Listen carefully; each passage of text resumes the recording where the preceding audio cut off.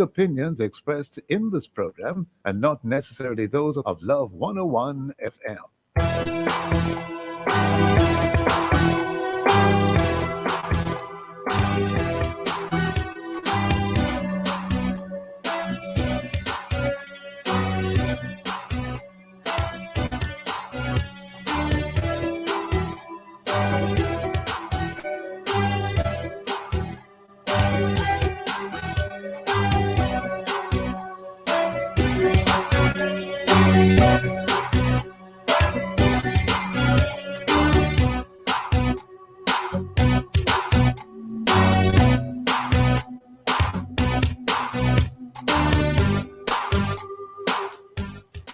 Hello and welcome to the Morning Watch on Love 101 FM.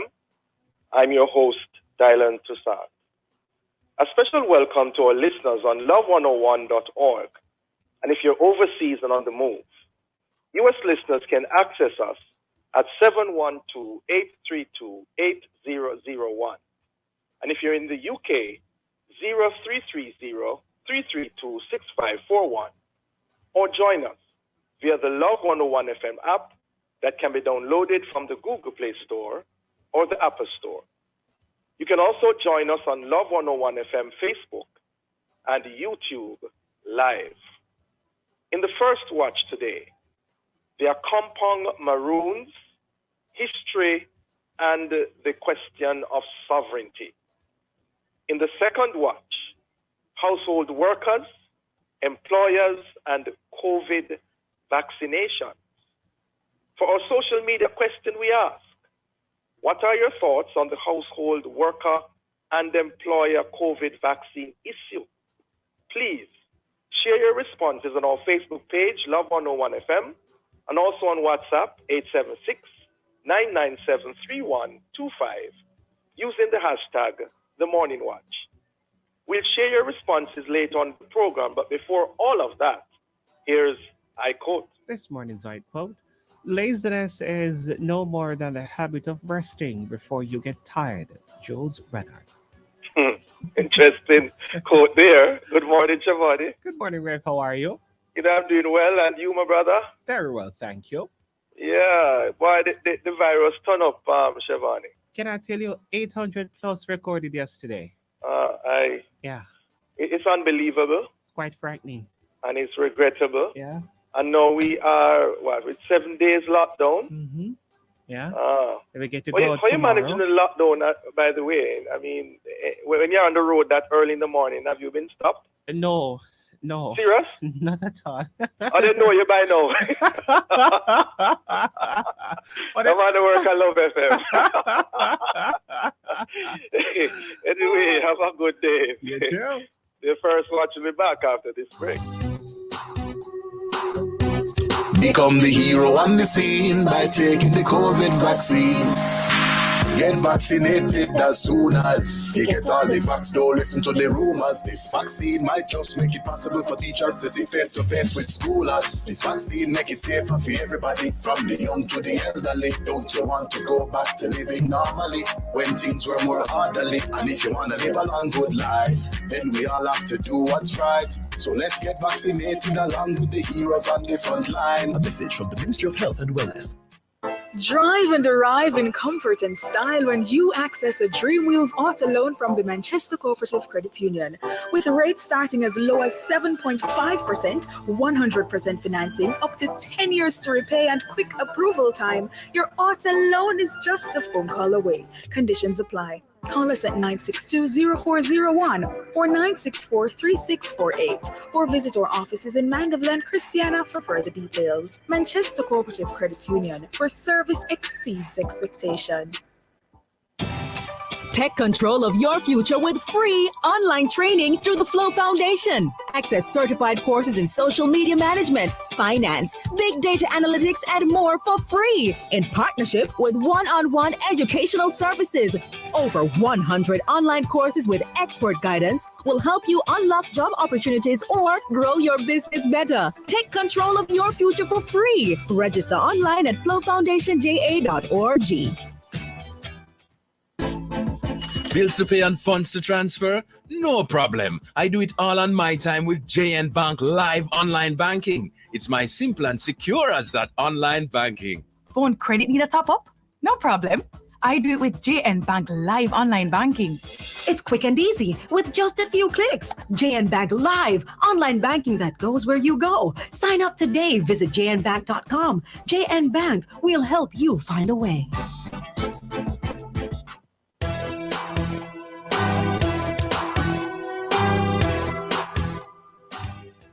Welcome back to the Morning Watch. I'm your host, Dylan Toussaint. Now, according to a recent newspaper report, Chief Richard Curry, the head of the Accompong Maroons, allegedly stated that he stands ready to defend the sovereign rights of the people he was elected to serve, lead, and protect. Subsequently, the security minister reportedly declared that to his knowledge, there's no such thing as Maroon lands.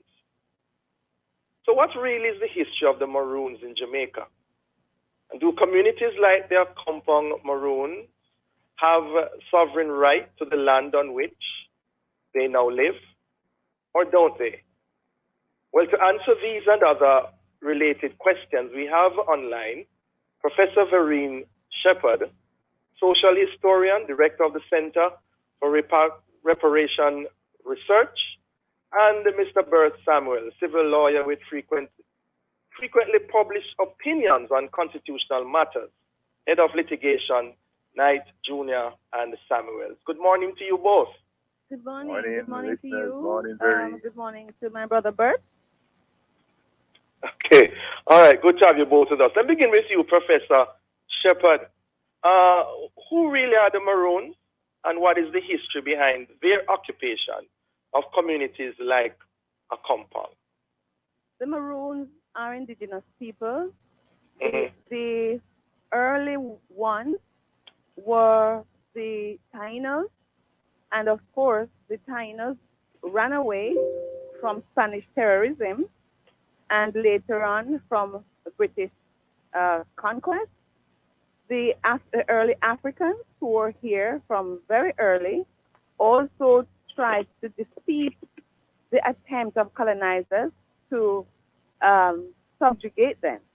And they also escaped to establish communities away from British terrorism.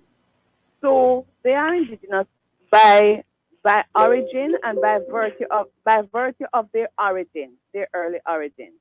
And so also they fought over 80 years war with the British after 1655 and the British conquest to secure their right to live as free people, because they were free people and colonizers tried to enslave them. So they have been living in mountainous communities away from the British and the Spanish for centuries. And the definition of runaway slaves is not correct. It is true that during chattel enslavement, some escaped from the plantations to join Maroon communities.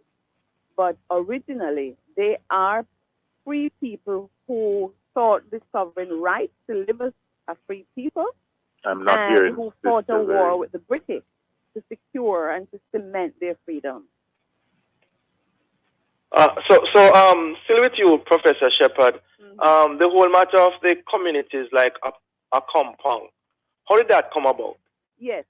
So there are several Maroon communities in Jamaica. The Accompong Maroons in St. Elizabeth, of course, are early Maroons. So are the Maroons in what we call Nanny Town or Moortown, Charlestown, Scotch Hall. They were all communities which emerged because free people were trying to defend their right to be, because they were here before the British and the Spanish. So they cemented a treaty with the British. I hate to call it a treaty. It's not a treaty is normally, like a mutual document agreed by Yes. two parties. But this is what we have as 1739 is a treaty. It's called a treaty, but it was a document that the British imposed on the Maroons. Because if you look at the terms of the treaty, the so-called treaty, you will see that these are defeated people trying to impose their will on victors. And the only other place I've seen this is in the war that Haiti fought for its freedom against the French. And then the French were the losers, and they imposed reparation on the Haitians. So when it says they agree that all hostility should, cease forever, but a part of this so-called treaty was the fact that they should get land in the cockpit country.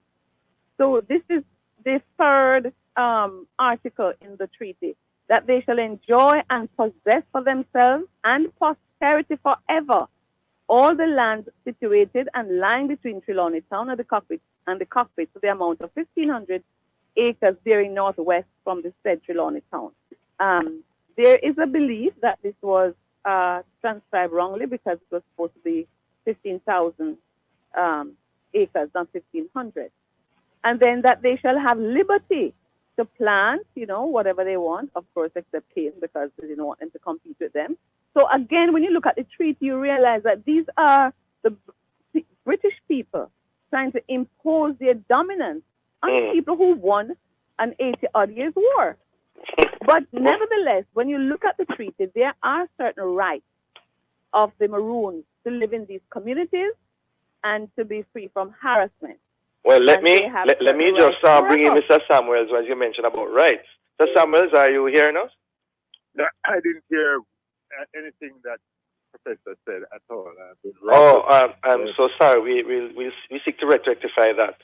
But what are your views, Mr. Samuels, on the reported claim of Maroon sovereignty within communities such as a compound? In fact, what does sovereignty really mean from a legal perspective? It means that you're in total control of your life and your, who you are. We are a sovereign nation in Jamaica, supposedly. And therefore, a visitor that comes here needs permission to enter. And no other person can, as it were, dictate in our space what our laws and our rules should be.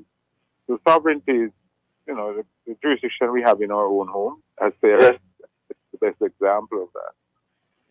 So that sovereignty that is being claimed by the captain, he did say in an interview in which I was part of that he does not want full sovereignty. So that it's a little difficult based on what his own saying for me to go down. Sorry, Mr. Samuel, let me get that clear. He stated that that is the captain, what his name is, of the compound? Yeah, but in an interview last week that I was on with him, he was not claiming full sovereignty. He said that. Oh? So maybe you need to have him on your program. Because when he was asked whether his people are subject to the laws of Jamaica, he did not say no. Oh. So, but that's his view. I mean, history may dictate. But as a purist, if you ask me whether the treaty is still in force, my answer to that is yes, it is. The British have not, in my own research, said that they have, they have retracted it. And it's difficult for you to unilaterally change a treaty. A treaty is no more than a contract. The Maroons are saying they have disagreement with the British Crown. Disagreement is not with the Jamaican state, which came about in 1962. And they said, listen, we predated the independence of Jamaica by, centuries, literally. So that this is just, the independence is something between Jamaica and the British. We have our agreement with the British, and it is them to whom we would seek to negotiate, not the Jamaican state. That's basically what I heard Chief say. So, and he's not incorrect. If the parties to the treaty is the British state, and therefore it is with whom. And then he spoke about the British representative here coming. Tell you what, Mr. Samuels, could you just hold that thought? We're going to take a break and be right back. This is Love 101 at 7:15. See it, want it, get it with a summer loan from Chris and Charles. Borrow up to $3 million. Get no interest rates and fast approval. Call 876-920-4189 for details or apply online at www.chrisandcharles.com. Conditions apply. When you think loans, think Chris and Charles. DIGICEL. First in a class when you have Digicel. School as prime bundle. That's right, with your educational website, make you bright. Head to the top of your class with your first Digicel SIM and a school as prime bundle. Get over 142 gigabytes of data so you can have access to educational sites, social media platforms, Digicel apps, and more for as low as $1,500 for 28 days. Get a school as prime bundle with your first Digicel SIM card. Visit the Digicel store today. DIGICEL. Let's build strong bonds. Take advantage of the NCB Financial Group Limited bond offer with a minimum investment of 100,000 Jamaican dollars attracting 6% interest per annum paid semi-annually. Don't let this wealth opportunity pass you by. Offer opens August 13 and closes September 2. Text the bond to 876-383-2076 or email multi-channel NCB Capital Markets at jncb.com to get started. Start building generational wealth today. Conditions apply. It's one of the contradictions with that they've left out. Welcome back to the Morning Watch. Thanks for staying with us. I'm your host, Dylan Toussaint, and this morning we are discussing in the first watch the Accompong Maroons history and the question of sovereignty. And we have online Professor Vereen Shepherd and Mr. Bert Samuels. Mr. Samuels, before the break, you were telling us about your views on the reported claim of Maroon sovereignty. Yeah. So the whole history of colonialism and conquest, where a nation is stealing an island from another European. They're fighting over this island, which does not belong to them, but, you know, the indigenous people of Jamaica.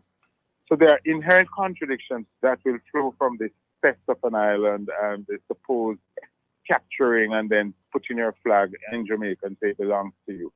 So this Maroon issue is a fallout of the contradictions of the British colonization of the world. So here it is, the British government has an agreement with the Maroons, which they have said up to recently, a couple of years ago, the representative of Britain came down to them and said that the treaty is still in force. So that legally, the party to that treaty is the Maroons and the British state, not the Jamaican state. And the 1962 is a recent event that the Maroons are saying, listen, we predate this 1962 so-called independence, and we are looking to the British to honor and respect an agreement that we will occupy the land forever. And I'm quoting when I say forever. Some of the treaties say that. Yeah.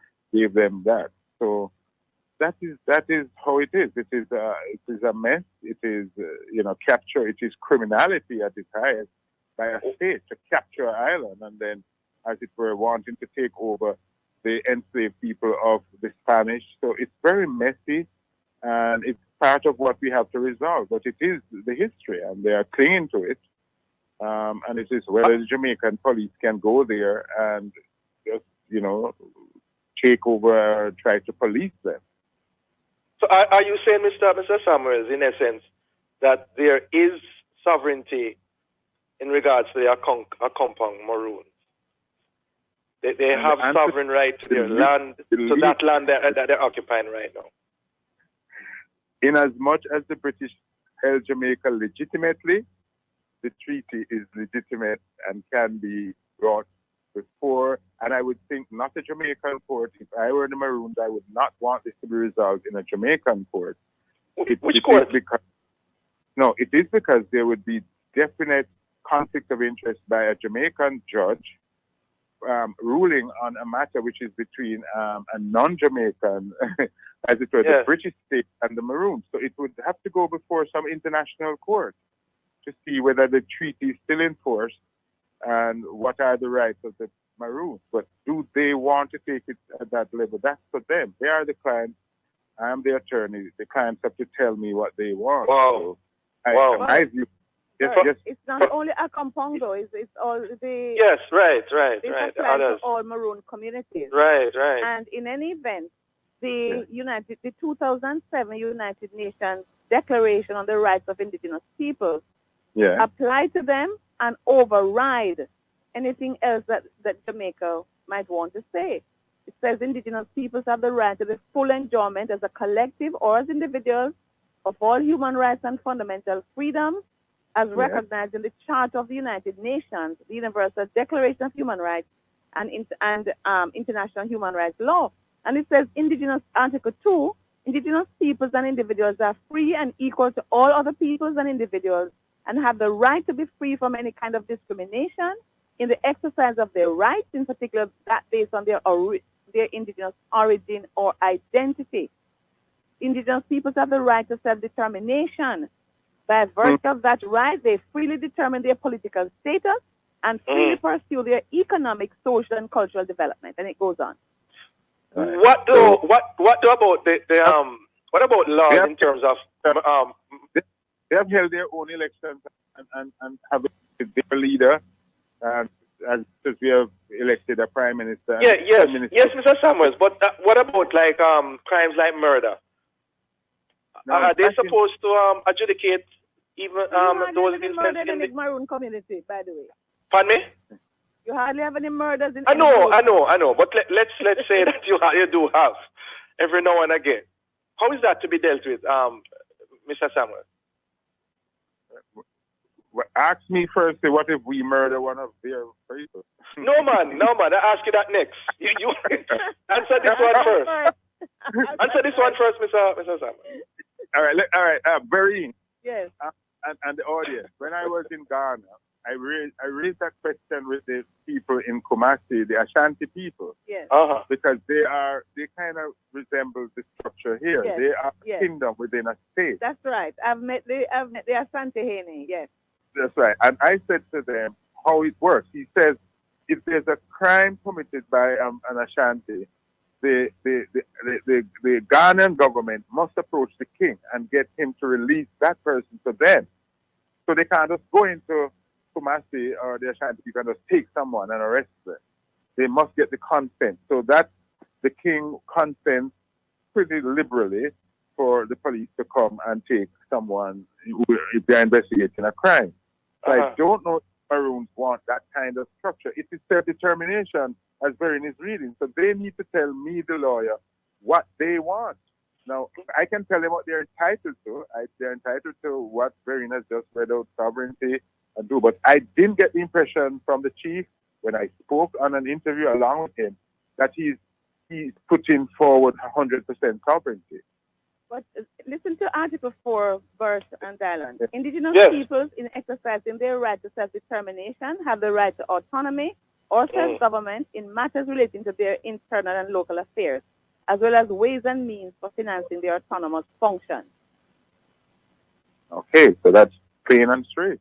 No, but I'm sorry. If for example, murder comes under our courts, though, I think I read somewhere that murder would be subject to our courts, but all other, they have the right to discipline and that's not autonomy then.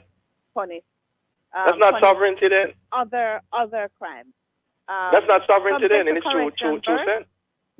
Subject to correction, Bert. I think the Jamaican. I think that attempt was made to kind of dilute their right. May I give an example? May I give an example of how treaty works in that respect? We have a ship rider agreement with the United States. If a Jamaican citizen is in open waters, in international waters, and the U.S. confronts them, the U.S. has an obligation under the treaty to call the Jamaican state and get us to, surrender jurisdiction to them, and they take our nationals into the U.S. and try them.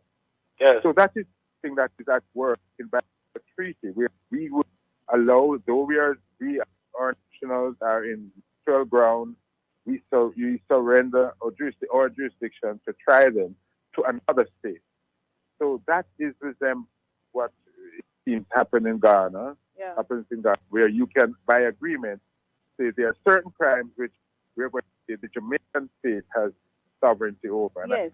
I think that murder comes under that, but they're supposed to be free from taxation and so on, according to the treaty. No, but and then the state has obligations by this declaration. Indigenous peoples and individuals have the right not to be subjected to forced assimilation or destruction of their culture, and states shall provide effective mechanisms for prevention of and redress for any action which has the aim or effect of depriving them of their integrity as distinct people or of their cultural values or ethnic identities. And any action which has the aim or effect of dispossessing them of their lands, territories, or resources. So the state has the right to protect them from any action that aims to dispossess them. But what if it's a state that tries to dispossess them? Yes. That's why Bert says it's an interested party. An interested party can settle any dispute. So we should do away with the term sovereign rights then, because what you're describing there doesn't sound like they have sovereign rights. For example, if the chief were to be going to America, in terms of passport, what kind of passport would he have? Well, that's interesting. Ask him. Why didn't you bring him on? Exactly. No, man, I'm asking you as the legal mind. We're not supposed to speak on behalf of people who have their own political system and so on. They need to be in on the conversation. That's arrogance when we think we must speak for them. Right. No, man. I'm not asking. I'm just asking how did that work out in your mind, Mr. Samuel? All right. So all I know is I have a passport to go up to Accompong. I can tell you that. You have a passport? To go up to Accompong. I have an Accompong passport. A literal passport? They gave it to me. I have it. Okay. The chief gave it yes, to me. Mr. Samuel, you're saying something. Yeah, you remember now, as a sovereign nation, you can surrender part of your sovereignty. Remember, that's what I said the Shiprider Agreement does. We have surrendered, and that has created its own problems. Don't forget, that created certain problems because how the Americans have treated us when we surrender is a big issue at the moment. Whether we enjoy civil rights and human rights, and remember the U.S. have a certain attitude in policing minorities, which is another thing that we need to look at. So the whole the Shiprider Agreement is an example of you being able as a sovereign nation to surrender part of your sovereignty to another state. Yeah. You know, Bert and Dylan, there's another thing that I just noticed in this declaration. Mm-hmm. States shall seek to enable the access and or repatriation of ceremonial objects and human remains in their possession through fair, transparent, and effective mechanisms developed in conjunction with indigenous peoples concerned. So I'm watching to see, because I think there's something developing where Maroons are actually seeking to reclaim any of these things that are in other people's possession. They are protected by this. And, and it also, the preamble to the treaty talks about the context within which there's a struggle between states and indigenous people. And Bert is right. They talk about colonialism and the way in which colonialism works to try to discriminate and dispossess. Yeah. But that this declaration protects them, and even from any form of propaganda designed to promote or incite racial or ethnic discrimination directed against them, which is happening in Jamaica right now, because people are coming out on the side of a kind of pro-colonial understanding of the Maroon history, and because we don't teach history in schools, more than half of the people in Jamaica have no idea about the history of the Maroons, based on the questions I keep getting,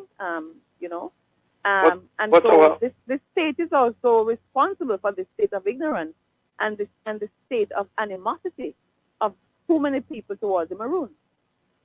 But the Minister of National Security reportedly stated there's no such thing as Maroon land. I don't know if he knows this history. Oh, okay. All right. Well, let's leave it at that. Vereen and Bert, we want to thank you both for joining us this morning on an insightful Minister Chang. and informative discussion. All right. More and on. Bless you. All right. Okay. Thank you so much for having me. Great. Greetings to everyone again. Okay. Bye. Listeners, the Morning Watch will return in just a moment. JN Auto Loan, helping you on your journey. Roll out and make a statement in your brand new vehicle. The time by JN will help you find a way is 7:31. It's our Independence, Jamaica, and Berger wants you to celebrate with our Step Up to Savings promotion. That's right, get 10% off selected paints and get a free gift with your purchase. So whether you want to show off your national pride with colors like black, green, and gold, or you're interested in any of our thousands of colors, you'll still get 10% off and save big. Promotion ends August 31st. And remember, get a free gift with your purchase. Berger, for lasting beauty and protection. Exporters, have you heard? Certificates of origin are now online. Starting August 23, 2021, all exporters requiring a certificate of origin from the Trade Board Limited must submit their application using the Jamaica Single Window for Trade, J-SWIFT. All locally manufactured goods and agricultural produce for export must have an authorized certificate of origin in order to access and obtain preferential treatment in other territories and markets. Traders, your benefits include greater convenience and faster processing time, online application, payment and approval, online access to the approved certificate of origin, and a system-generated CARICOM invoice. For more details, contact J-SWIFT at info@jswift.gov.jm. Jamaica Single Window for Trade. J-SWIFT, your window to trade.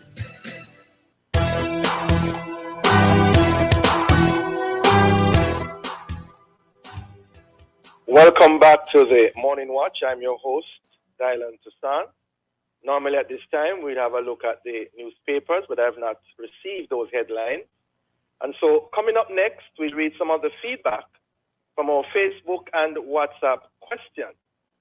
What are your thoughts on the household worker and employer COVID vaccine issue?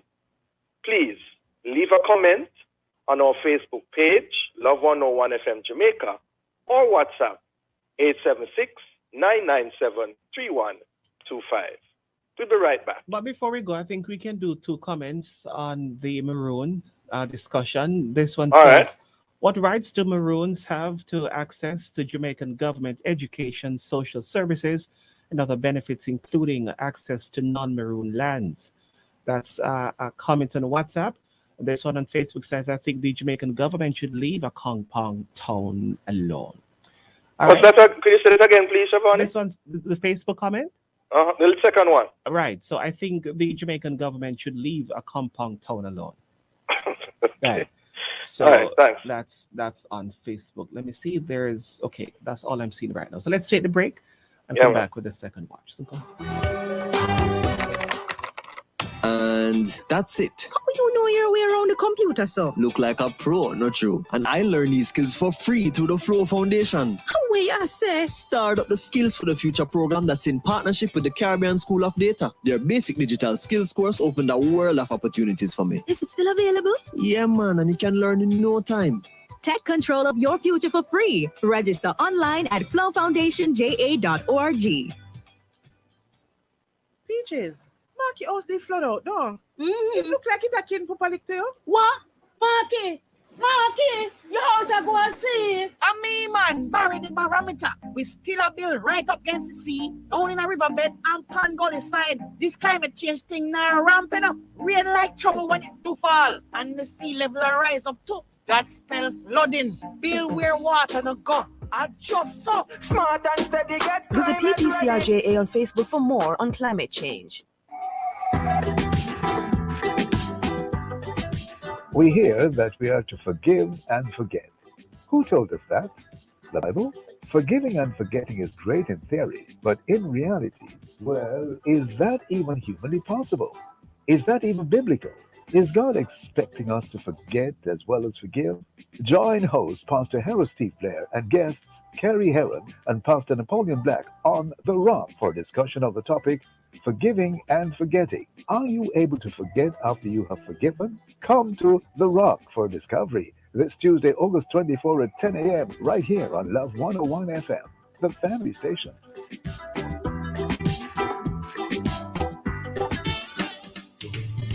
Have some issues and concerns in your community that you wish could be attended to now? Want a platform to voice those concerns? This could be the place for you. Send your 30-second voice notes describing your issue to 876-997-3125. That's 876-997-3125. Be sure to type a voice for hope before sending the voice note. Then listen on Tuesday at 9:45 a.m. for a voice for hope. Share the concerns you have seen. You know that street light that has not been working for a long time, or your community has not had water for 2 weeks now? Yes, here's somewhere you can share it. And maybe, just maybe, we can get some love on your situation. Remember now, send a 30-second voice note describing your issue and type a voice for hope before sending your voice note to 876-997-3125. A voice for hope. It's a problem, and we need a solution now. Love 101 FM, the family station, bringing a voice to your situation.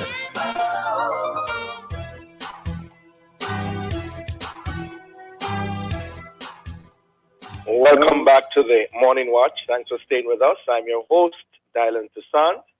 Shivani, you have any feedback in regards to the question? What are your thoughts on the household worker and employer COVID vaccine issue? No comments at this time. Okay, all right. So we will go straight into the second watch. Now, household workers and employers in vaccine battle. Let me say that again. Household workers and employers in vaccine battle. That was the Observer News headline a few days ago. Now, there are reportedly over 6,000 registered household workers in Jamaica, and there are probably hundreds more unregistered. Not surprisingly, they would be concerned about their jobs if they and their employers didn't see eye to eye with the taking of the COVID vaccine. So what are the main issues in this regard? What are the possible solutions or resolutions? Well, to discuss these and other related issues, we have joining us this morning Ms. Shirley Price, President of the Household Workers Union, and Mr. David Wan, President of the Jamaica Employers Federation. Good morning to you both. Morning. Good morning. Morning. And thank you for having me. Morning, Mr. Wan. All right, good to have you both. Morning. Morning. Yes, all right. Well, generally speaking, let me begin with this question. Generally speaking, what percentage of the members of your respective organizations are at least partially vaccinated? Ms. Price, you first.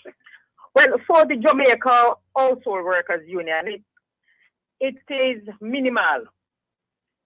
The take-up is not as high as we would have wanted, and we are encouraging domestic. Yeah, sorry. Give us a ballpark figure. I can't give a figure because I'm not sure how much, but I know it's minimal based on not sure. I know it's very low. Okay.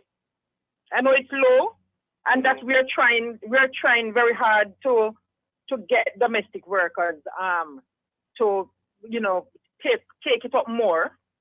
It's not as we wanted. It's low because in our group we have been having several discussions. Discussion daily about it. And some say they will take it, some say they will not, some say they cannot get the time off from work to go and do it. So we as a union now we are trying to organize for, to get the Minister of Health to come into us at our office one day and have as much domestic workers as we possibly can at the venue to have them vaccinated. This is the plan we are having now and the discussion we are having. Yeah. Mr. Wan, what percentage of your members? All right. If you take into account the employees of all of our member companies, I'm going to venture 20 to 25% because I think it's higher than the national average of 8 or 9%. So I think it is easily 20, 25%. And growing because we're getting Johnson & Johnson, we just got Pfizer, and we still have some AstraZeneca left.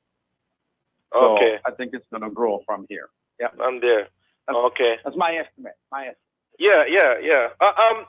Ms. Price, what are the major concerns, issues coming from your organization? Read the whole matter of the COVID vaccination and the employers. What's your concern? Well, my concern, the attitude right across Jamaica is the same. The take up is very low. That's the attitude, and I'm sure it's people watching each other. But for us, I think is as I said before, the time to go and get the vaccination. Yes. And the domestic workers are afraid of losing their day pay. Because Say more on that, Ms. Price, because the employers, the complaint we got are that the employers will come and say, don't come back to work until you are vaccinated. Right. And then they take the day off, they went, and then we when payday, they take that day pay from their wages because they didn't come to work the day. Wow. Yeah, so we are trying to educate the employers to saying this shouldn't be so because domestic workers are entitled to a day pay. Yes. To a day off. Yeah. If you can use it like a sick leave, like a sick day. Yes. Or you can use it as a vacation day, whatever you want to term it, but you cannot. It is not right. And if you get for vaccinated, that's a reasonable. It's a reasonable cause to be away from work for even a day, Yeah. So we are encouraging the employers, to let us work together. It must be a balance. A balance is needed, and we are working with them, and we are educating our members because what has happened also, is a lack of education. So much misinformation out there, and social media. And that's what everybody live on social media. So they will go on and see all the different information and lean into that. So you have to be educating them know about what you think is right. I'm not saying it's the right thing to do, but in my opinion. Take up in there, Ms. Price, because I'm still going back to that one day thing. Mr. One, what's your response to that? Because that is very concerning. All right. If I hear Mrs. Price correctly, she's saying that if an household worker employee takes the day off to go to the vaccination center, get vaccinated, it is not unreasonable for the employer to count that as a sick day or a vacation day or some kind of personal day, which all workers are entitled to generally by law. It's not unreasonable. Yes. So when you hear of this, Mr. One, how will your organization address those concerns? All right. First and foremost thing is to remember that most of our 300 members are limited liability companies, and they are the Victoria Mutual, Grace Kennedy's, Jamaica Broilers, those kinds of companies. Not very many of our members are employ individuals who employ household workers. We tend to be more of a more corporate membership. Yeah. So, the vast majority of our membership would be aware of the laws. It pertains to vacation, sick leave, personal days, etc. So I think it is maybe more the government to take some leadership and get some general public knowledge out there about this, because we certainly can't do it. It's not our one of our stakeholder groups, the ones who employ household workers as individuals. Yeah. Some of them are Mr. One. Some of them are Mr. One. Some are, yes. No, I was going to say to Mr. One, quite likely a number of them do have household workers employed at home. I didn't get the question. Please repeat. I'm saying quite likely a number of your members do have household workers at their homes. Quite likely most of them. Some of them do. But I'm saying our membership, which is who we are, our stakeholders are, the membership as a corporation or a limited liability company. That's really our membership. The fact that the head of that organization may have a household worker at home, technically, they would know, but that's not our membership. I'm sorry, Mr. One. Could you just hold that thought? We're at a break. We'll be right back. Sure. This is Love 101, the family station at 7:45. You are fresh with it, fresh move, fresh style, fresh juice drink, fresh flavor. We drink fresh, orange, cranberry, lychee, Sarilla grape, fresh taste grape. Stay refreshed all summer long with our flavorful fresh juices and beat the summer heat with our super cool fresh caps. When you purchase 3 fresh 500 ml, you will receive a branded cap offer valid at participating outlets island-wide while stocks last. Check out our social media pages at FreshJA to find an outlet near you. Drink fresh, look fresh for the summer. There are a million reasons to want to own a home. I want more space for the children. I am tired of paying rent. My wife and I want an investment. Go from future plans to keys in hand with an NCB mortgage. Get rates as low as 6.95%, 100% financing, and up to 40 years to repay. Plus, get the life insurance and home insurance you need all in one place. Visit myhome.jncb.com to get started. Conditions apply. The first sound they make is to simply let the world know they're here. And then it's our duty to help them show the world why they're here in the first place. Give them every advantage with the Guardian Achiever, a plan that provides for their educational dreams and protects their health and life in the process. For more information, call 888-4LIFE to speak to an advisor or visit myguardiangroup.com.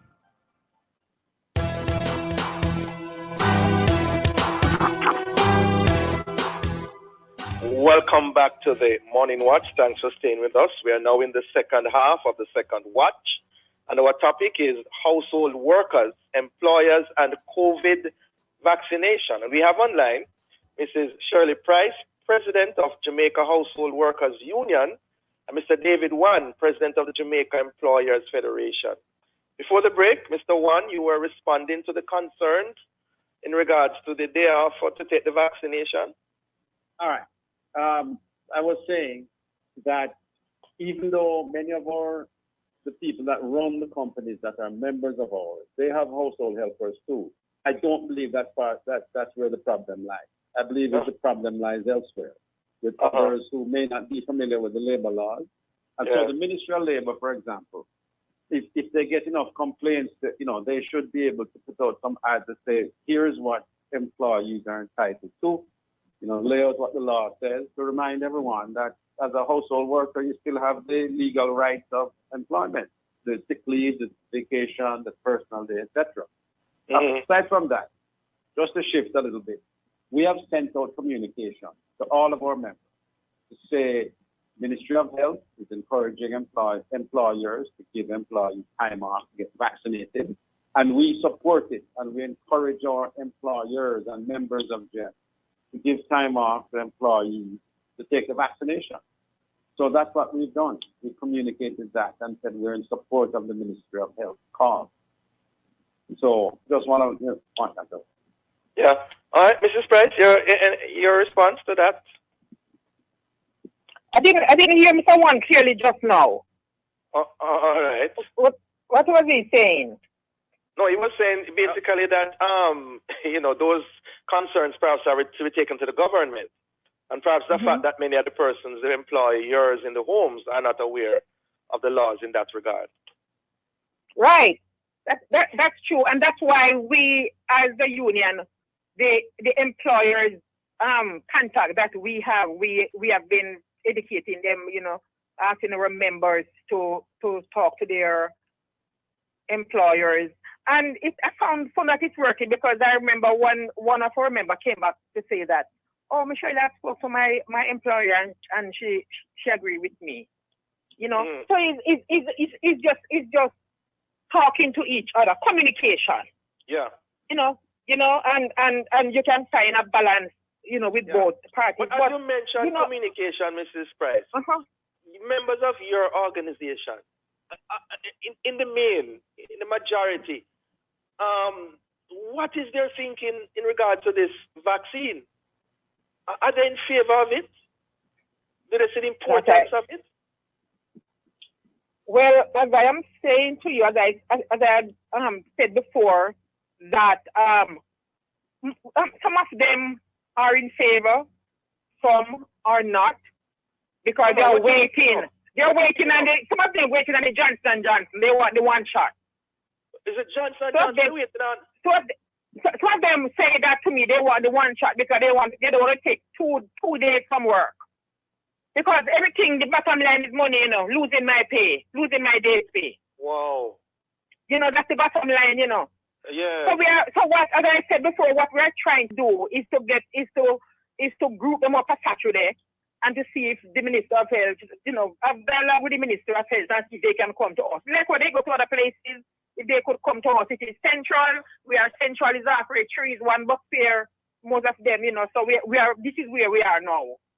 You know, we're getting a list of domestic workers together. From last week, we're putting a list together to see how we can get them as a group so they could come to us, or we even bus them to a location. This is what we are doing now. No, but Mrs. Price, what I'm driving at is there's a lot of talk about vaccine hesitancy, right? And I want to include as well the whole matter of vaccine resistance, right? There are persons who are opposed to it. What are you picking up in terms of your people? No, because I'm not getting an opposition to it. People still say no. No, I'm not getting an opposition. No. Oh, they're in favor. I'm not getting opposition. No, they're in favor of the vaccine. Most of them are in favor of the vaccine. Okay. Yes, of course they are. They are. Okay. Most the one I spoke about. Remember that we can't reach the wider. Right. Yes, you know, because there's about 100,000 domestic workers in the island. So what we really need, as I said before, is an educational campaign. And how, you know, it's an educational campaign. We need. How do we go about that? Well, the government. Well, this we have to, you know, have dialogue with the government and see how they can help us, because financially we are not stable like that. To put an ad on the radio that we can say, domestic worker, please go out and get your vaccination, please. It is the right thing to do. You know, the risk, you know, of COVID, you know, is right. It kind of outweigh the risk of the vaccine to go out. You know, so this is what we're saying. We need help to get the information out there to domestic workers. Okay. Mr. One, going forward, what do you see in regards to the employers generally in Jamaica and the employees in regards to this vaccine thing? Are we going to be seeing where persons are saying, more and more persons are saying, if you're not vaccinated, you can't work for me? All right, let's talk about that. I don't want to come back to the household worker situation, but there's an important point in that, and the vaccine. In general, what I'm advised between employer and employee, if the employer makes it mandatory to an employee that if you don't have the vaccine, you're going to lose your job. I think the legal opinion on that I'm hearing from my friends is that it's a gray area. If that went to the Industrial Dispute Tribunal, it's not clear how they would rule on that. On one hand, there's an employer obligation to keep a safe workplace, including safe from contagious diseases. That's written into the law. On the other hand, there's the constitutional right for persons not to be forced to do things they don't want to do. So that's a gray area. But in the case of a household worker, this is the only case where I know of where the place of employment is also someone's residence. Yes, yes. And if that went to court, and the judge or the IDP is trying to weigh between the employee's constitutional right not to be forced to do something, and on the other hand, the right of a resident in a house to be able to protect that resident, I think that would be a slightly different case from a typical workplace. Yes, yes, and you want position there. Resident. Right, so we don't know how it's going to work out. Yes. I would guess that a judge or a panelist at the IDP would probably say, listen, the person's right to a safe residence overrules any Your other space, right. your own space, your privacy, and your My home. view. That's my view. But you know, anyway. if that is so, Mr. Wan, then the household workers, their jobs are going to be in jeopardy. Well, I would hate to especially see those that. who take a strong stance against the thing, or they have comorbidities. Yes, that's true, but I would hate to see it come to that because there could be other solutions. For example, what we're in favor of is not mandatory vaccine. We're in favor of, in the workplace in general, if you're not vaccinated, you continue to wear your mask at all times and you follow the infection prevention and control. Plus, you get tested regularly. And the lingering question in that is who pays for that regular Who testing? pay for those tests? Right, that's the lingering question. Yes. But that's the position we're promoting. So. And the next thing I would say, right, because that test valid for 72 hours. But the next thing to Mr. Wan that you need to know, and you need to recognize, in Jamaica, once you are being paid, paid a staff member. But in your household, it is regarded as your workplace. You know that. So therefore, an employer, for example, a domestic worker employer, you pay that person, you employ that person in your household. You're paid. That's the ILO Convention 189. It is ratified in Jamaica, and the law should be followed. Once you are being paid by a household, that place is regarded as your workplace. Yes. So as a domestic worker now, let me finish, sir. As a domestic worker, she come to work at my house. This is our workplace. This is our workplace, and it is qualified as a workplace under the law, under the Convention 189, because you are being paid. All right. Hold that point All right. here. Hold that Well, point. Rev, let me just bring in this comment from one of our listeners, Rev. Mr. Wan? Somebody's residence also. So I'm Of course saying it is somebody resident, but that resident is a workplace. That place is a workplace. And it should qualify as a workplace. Hold on there, Mr. Price. Mr. Wan, a chance to respond fully. It qualifies as a workplace. There's no doubt in my mind, and anybody's mind. It qualifies as a workplace. But I'm saying if it goes to a court of law or to the IDT, the judge is going to have to decide which rights take precedence. The rights of a person's resident to be free of infectious diseases, or the rights of someone not to take a vaccine. Yeah, and that's all I'm saying. I'm not saying it's not a workplace. It is a workplace. And you know, before we reach there, what I would suggest that we you know, with employers, you have a mutual separation. A mutual separation from your domestic workers. If it comes to that, where you want to just send your domestic worker home because your domestic worker refused, or you're forcing the domestic worker on, and she said, "Oh well, I'm not taking it, so therefore, I'm not, this is my job. You're gonna pay me off." Yeah. They can come to a mutual separation and use the redundancy formula. If they suppose they are there for 30 years, and they refuse to take the vaccine, you can't just send them home. There is the law protects you. So therefore, you have to work out a formula, based on the redundancy Act of 1979. All right, Ms. Price and Mr. Wan, hold that thought. Here's a comment. This one says, I employ a household worker. I give her the time to go to the doctor, clear barrel at the wharf, etc. And I've never deducted the day's pay from her weekly pay. My mother is a sick person and she refused to take the vaccine. I am in a dilemma. And that's why I'm thinking seriously to replace her with someone who has taken the vaccine. How do I find someone, that has taken the vaccine?